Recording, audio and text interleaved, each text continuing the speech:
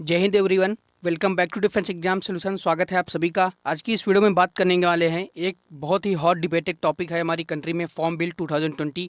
और आप सभी को ये एहसास होगा कि हमारी एयरफोर्स जीडी में कितना इंपॉर्टेंस रखता है ये टॉपिक। आपने हाल ही में देखा है कि जो अभी एएससी पर जो एक्स ग्रुप की रैली भर्ती आई है, शायद अम्बाला एएससी पर ये वाला टॉपिक पूछा भी जा चुका है। और बहुत सारे चांसेस हैं कि ये आपके एयरफोर्स के फेस 2 में देखने को मिल जाए। हो सकता है आपकी जीडी में ना आए, लेकिन मैं आपको ये अश्योर कराना चाहता हूँ कि ये टॉपिक श्योर है, आपको वो देखने को मिलेगा ही किसी न किसी एएससी पर। तो हम इसे इग्नोर नहीं कर सकते हैं। इसके बारे में हमें अच्छे से पता होना ज़रूरी है, क्योंकि वहाँ पर भी अगर आपको टॉपिक के बारे में पता है, बेसिक सा पहले से ही पता है, आप बहुत सारे टॉपिक प्रिपेयर कर रहे हैं, लेकिन जो हॉट डिबेटेड टॉपिक है उनको ज़रूर प्रिपेयर करके जाइए। अगर ये टॉपिक वहाँ पर आया और आपको पता है तो आप डेफिनेटली क्लियर कर लेंगे अपना एग्जामिनेशन। और मैं इस वीडियो में आपको एकदम सिंप्लीफाइड तरीके से ब्रीफ करने की कोशिश करूँगा और आपको थोड़ा बेसिक सा बताऊँगा। और मैंने यहाँ पर अच्छा सा पूरा टाइप कर लिया है, पीडीएफ में इसको टेलीग्राम पे डाल दूंगा। बाकी मैं आपको अच्छे से एक्सप्लेन करने की कोशिश करूँगा।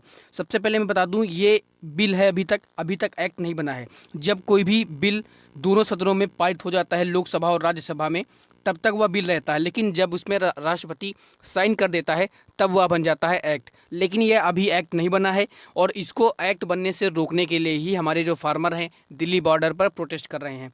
और इसके बारे में अगर बात करेंगे तो दोस्तों, इसमें कुछ अच्छाइयाँ भी हैं और कुछ कमियाँ भी हैं।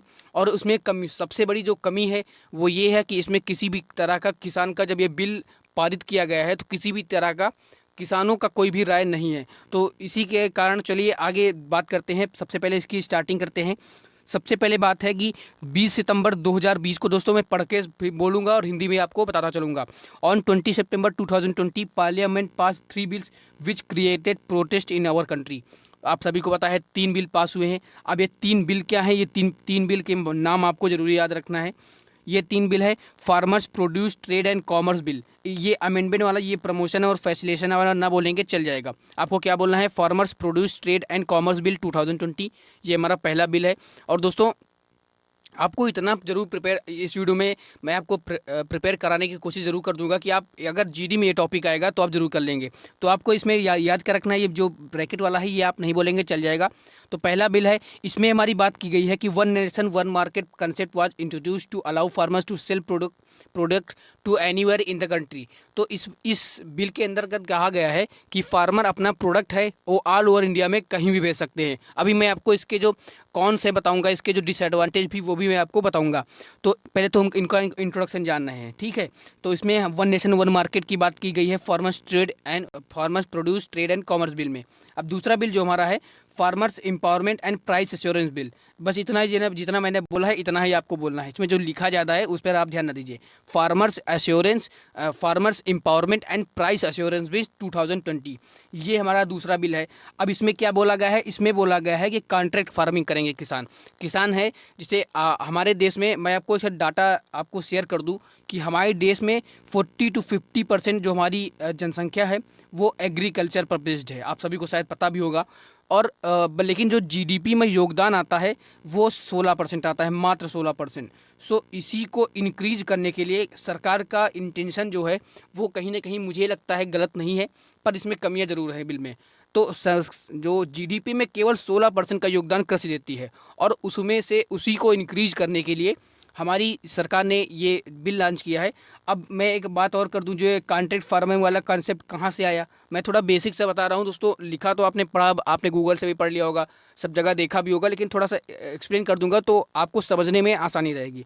लेकिन हमारे जो देश में 82% जो फार्मर हैं वो छोटे किसान हैं। छोटे किसान को मतलब जिनके पास बहुत छोटे छोटे खेत हैं, बहुत बड़ी फील्ड नहीं है, लेकिन वो कृषि में इन्वॉल्व रहते हैं, उनके लिए वो एक पेशा है। तो उसी को इंक्रीज करने के लिए कॉन्ट्रैक्ट फार्मिंग इंट्रोड्यूस कराई गई है।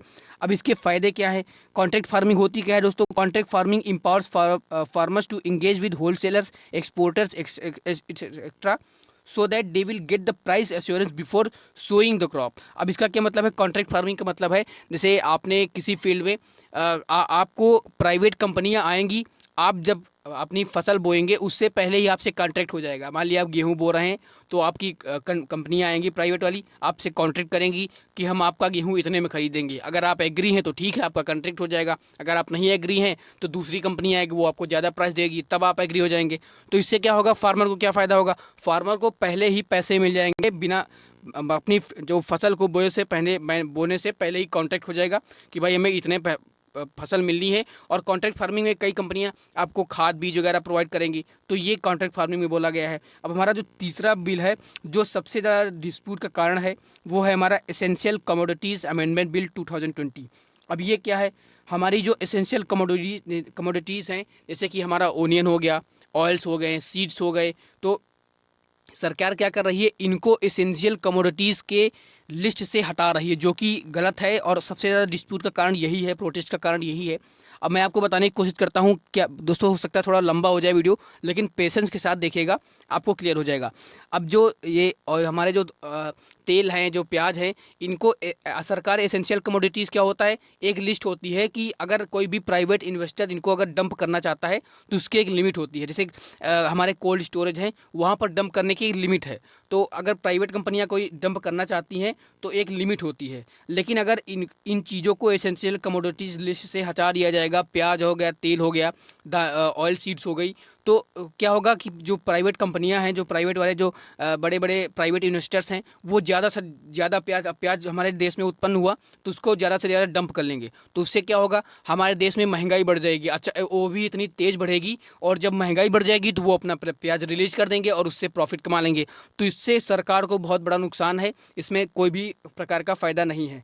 तो ये हमारा है, आप बाकी पढ़ते रहिए, मैं आपको हिंदी में बता रहा हूँ शॉर्टकट में, ठीक है। अब दूसरा देखते हैं हम। अब आपने तीनों बिल समझ लिए, और अब हम बात करते हैं इसके पॉजिटिव्स क्या हैं, इसके निगेटिव्स क्या हैं। अब ज़रूरी क्या है, आपको जो तीनों बिल के नाम हैं एक बार जरूर याद रखने हैं। पहला बिल है farmers produce trade and commerce bill 2020, दूसरा है farmers empowerment and price assurance bill 2020, तीसरा क्या है हमारा इसेंशियल कमोडिटीज़ बिल 2020। जितना मैंने बोला है इतना ही आप याद रख लीजिए बस, ठीक है। अब तीनों बिल आप समझ गए क्या है। पहले में वन नेशन वन मार्केट के बारे में बात की गई है, दूसरे में हमारा क्या है, फार्मर को एम्पावर करने के लिए कॉन्ट्रैक्ट फार्मिंग की बात कर दी गई है, तीसरे में क्या है, एसेंशियल कमोडिटीज़ को रिमूव कर दिया जाएगा। और दूसरी बात है जो इसी में तीसरे जो बिल है, इसी में एक मैंने शायद यहाँ पर मिस कर दिया है लिखना, अब मैं आपको बता दे रहा हूँ। इसेंशियल कमोडिटीज़ में एक बोला जा रहा है कि एपीएमसी को रिमूव कर दिया जाएगा।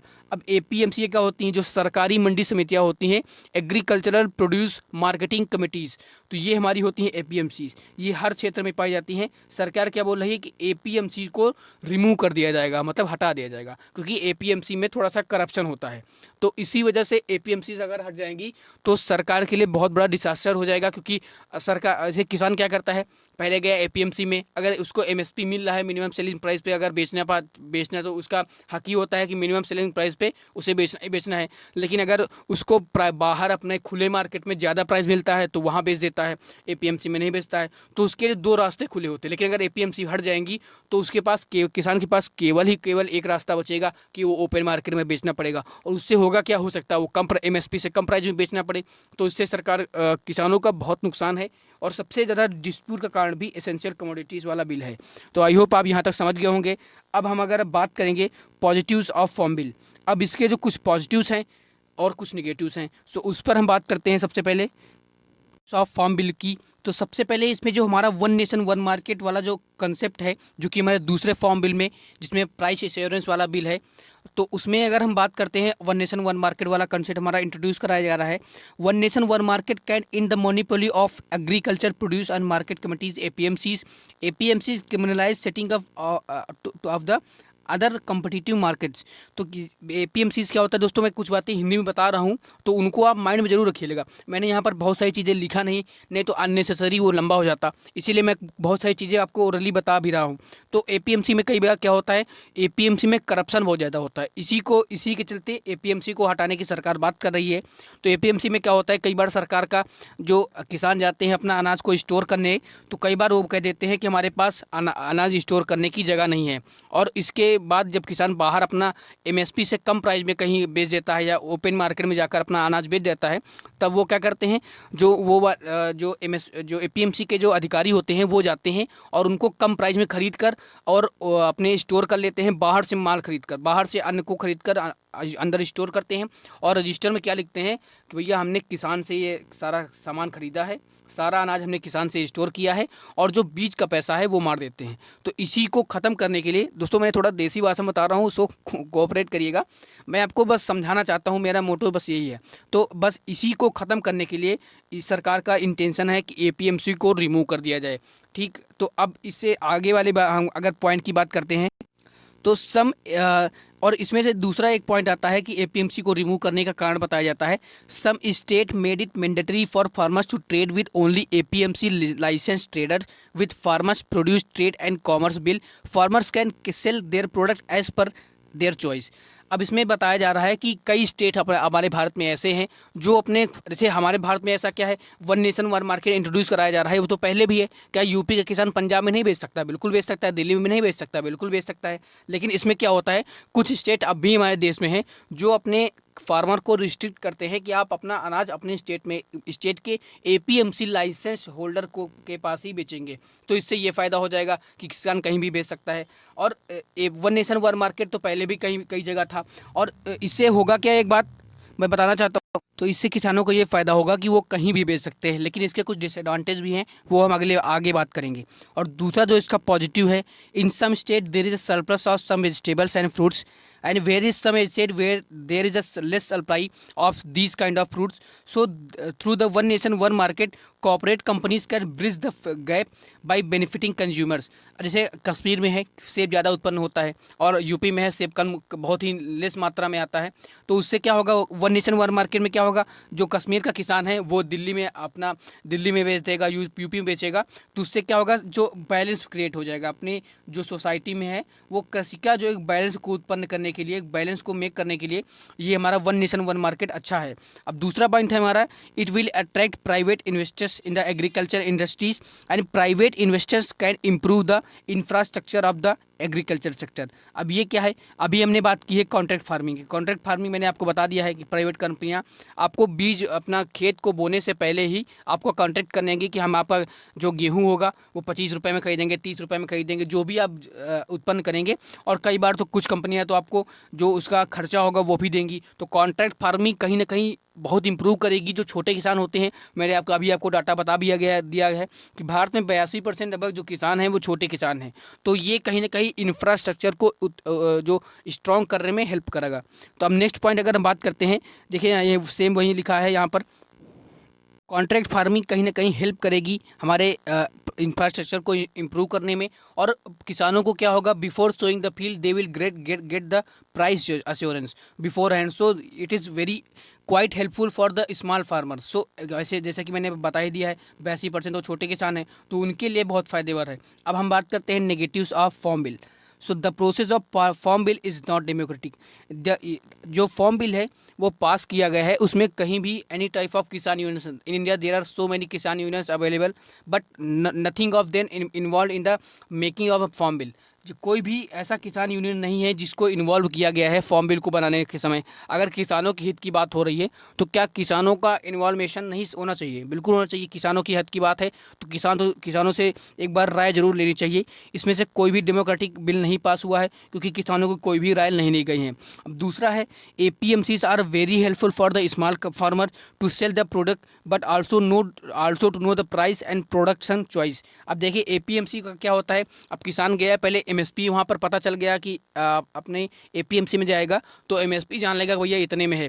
अब बाहर जाएगा तो बाहर पता लगा उसको कम में बेचना पड़ रहा है तो वो एपीएमसी में बेच देता है। तो एपीएमसी किसान के लिए दोहरे रास्ते खोलता है, वो कहीं भी बेच सकता है, किसान को बहुत कन्वीनियंस प्रोवाइड करता है। और अभी हमने देखा है कि 2006 में जब बिहार गवर्नमेंट ने एपीएमसी को रिमूव किया था तो किसानों को एमएसपी से कम प्राइस में बेचना पड़ा था। तो उसी से एग्जांपल ले सकते हैं कि एमएसपी हमारे एग्रीकल्चर इंफ्रास्ट्रक्चर के लिए कितना इंपॉर्टेंट रखता है। तो हम इसको ऐसे तो रिमूव नहीं कर सकते हैं। अब दूसरा पॉइंट है, one nation one market may not, कौन सा है ये वाला बता दिया ना, हाँ, one nation one market may not be useful to small farmers because transporting and product requires more expenditure than selling them at nearest APMC। अभी मैंने बताया था वन नेशन वन मार्केट में क्या होगा, कोई भी किसान अपना अनाज कहीं भी अपने देश में सेल कर सकता है, बट इससे होगा क्या, अब उसका 1 ट्रक अनाज है, अगर उसको लेकर दूसरे राज्य में जाएगा तो उसका जो एक्सपोर्टेशन का जो खर्चा होगा वो बहुत ज़्यादा होगा, तो उससे किसान को फ़ायदे की जगह नुकसान होगा। तो वो क्या करेगा किसान, तो भैया अपनी नियरेस्ट APMC में अपना अनाज सेल करेगा और चला वापस आएगा। और उसके पास इतना अनाज तो है नहीं, इतना अगर किसान है तो उनके पास इतना बड़ी कोई कोठी तो है नहीं कि वो सारा जो अनाज है वो एक जगह स्टोर कर ले, तो ये भी उसका एक डिसएडवांटेज है। और इसमें आगे बात करेंगे, there is no guarantee that farmers income will be increase by these bills. It take to the example of Bihar, जैसे कि मैंने अभी बता दिया है कि बिहार गवर्नमेंट ने अबॉलिश किया था APMC को, और उसके कारण किसान को बहुत ज़्यादा सफ़र करना पड़ा था, ये मैंने आपको बता दिया है, और मिनिमम सेलिंग प्राइस से कम में बेचना पड़ा था। अब देखिए यहाँ पर फॉर्म बिल में अगर क्रॉस क्वेश्चन चलेंगे तो कहाँ चलेंगे, MSP का फुल फॉर्म पूछ लेगा, APMC का फुल फॉर्म को पूछ लेगा, एग्रीकल्चर प्रोड्यूस मार्केटिंग कमिटीज़, तो आपको ये सब ध्यान रखना है। और दूसरी बात है हमारा नेक्स्ट पॉइंट, अगर बात करें, unless the price are regulated by the government the market will go in the hands of the private investors। अब देखिए ये यहाँ पर क्या होगा, यहाँ पर आप एसेंशियल कमोडिटीज़ हटा रहे हैं, वो उससे क्या होगा, प्राइवेट जो कंपनियां हैं ज़्यादा से ज़्यादा डंप करेंगी, और जो अब कॉन्ट्रैक्ट फार्मिंग जो हो रही है उसमें भी प्राइवेट इन्वेस्टर का हाथ होगा।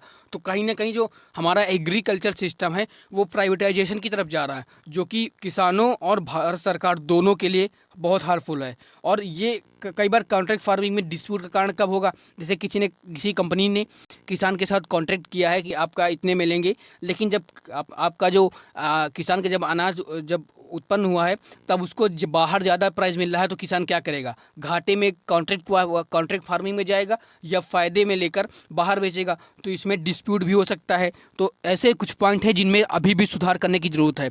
तो दोस्तों यही मेरा फॉर्म बिल मैंने आपको सिंप्लीफाइड तरीके से बता दिया है, और कुछ मैंने जो कमियां हैं और अच्छाइयाँ दोनों चीज़ें बता दी गई हैं। और अगर मैं मतलब पर्सनल ओपिनियन दूं तो फॉर्म बिल अच्छा है, लेकिन इसमें भी कुछ सुधार करने की ज़रूरत है, क्योंकि कॉन्ट्रैक्ट फार्मिंग अच्छी है लेकिन उसमें भी कुछ सुधार करने की ज़रूरत है हर चीज़ में। क्योंकि इसमें दिक्कत ये है ना दोस्तों कि किसी भी किसान यूनियन को इसमें इन्वॉल्व नहीं किया गया है, और इसीलिए बहुत सारी समस्याएं आ रही हैं। अगर किसान यूनियन इन्वॉल्व होता तो ये सारी फॉर्म बिल बहुत अच्छा बनता, तो उससे ज़्यादा ठीक रहता। तो दोस्तों मैंने आपको इतना बता दिया है कि अगर आप इतना ग्रैब कर लेते हैं, उतना लिख लेते हैं, जितना मैंने लिखा है उससे ज़्यादा आपको बता दिया है। तो अगर आपको हेल्पफुल लगा हो तो इस वीडियो को लाइक और शेयर जरूर करिएगा। और दोस्तों जो भी पॉइंट आपको हेल्पफुल लगे आप उसको नोट कर लीजिएगा, नीचे डिस्क्रिप्शन में टेलीग्राम का लिंक है, वहाँ पर आप ज्वाइन हो जाइएगा, मैं PDF वगैरह वहाँ पर दे देता हूँ। और इस वीडियो का मेरा मोटो यही था कि फॉर्म बिल में जो कन्फ्यूजन है आपको क्लियर करा पाऊँ कुछ। अगर आप इस वीडियो को आपने केयरफुली देखा है तो मैं इतना श्योर हूँ कि आप GD में इतना ज़रूर बोल देंगे कि आपका सिलेक्शन अश्योर हो जाएगा। तो दोस्तों मेरा वीडियो बनाने का मोटो लगभग कंप्लीट हुआ, मैंने आपको समझा दिया जितना मैं। आई होप आपको वीडियो पसंद आई होगी, और आप इस वीडियो को लाइक और शेयर ज़रूर करा करिए।